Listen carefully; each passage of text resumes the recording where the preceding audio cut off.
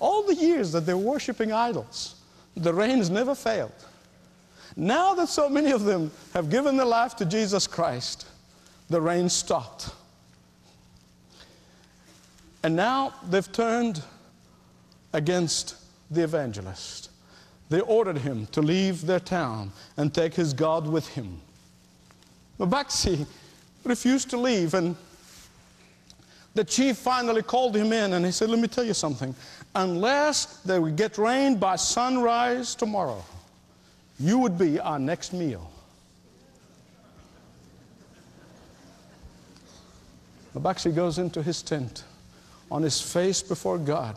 He's never asked for anything like this before. He's never prayed for anything like this before. He's never been in that situation before. And he goes there into his tent and he goes on his face before God and he takes hold of the horns of the altar and would not let go. And he cried to the Lord, and by daylight thunder was heard at a distance, and abundance of rain came and refreshed the whole region.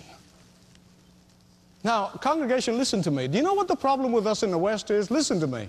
The problem with us here, Christians in the West, in this poor postmodern culture, is that we have created a God who fits neatly into our brain size. We have created a God who is in our own image. We have created a God who conforms to our likeness and dislikeness. If we like it, God must like it. If we don't like it, God doesn't like it. We have created a God who is obedient to our wishes. We have created a God who must desire what we desire. We have created a God who will never judge our sins. We have created a God whom we lock out of our lives when we don't need Him, and then we go out and get Him out when we need Him to act on our behalf.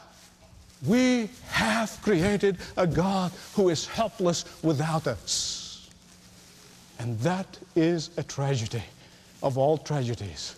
Listen, you see all the sins around you in the world. You see all the disasters. You see all the things that are happening. But I want to tell you, the greatest disaster is happening in the midst of God's people by ceasing to believe that God is in the supernatural business.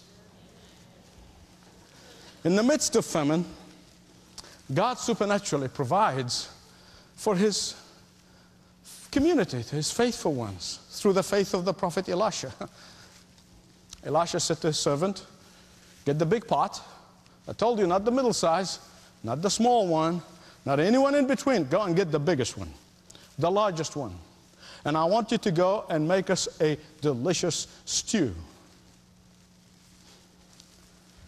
So he goes in there, and he brings the big pot, and he makes this delicious stew. Now, the story would have ended here, and we would say, isn't God great? In the midst of famine, He provided for His people, and everything would have been hunky-dory. It would have stopped right here. But to the controlling spirit, God's miracle is not enough. We always love to improve on God's provision.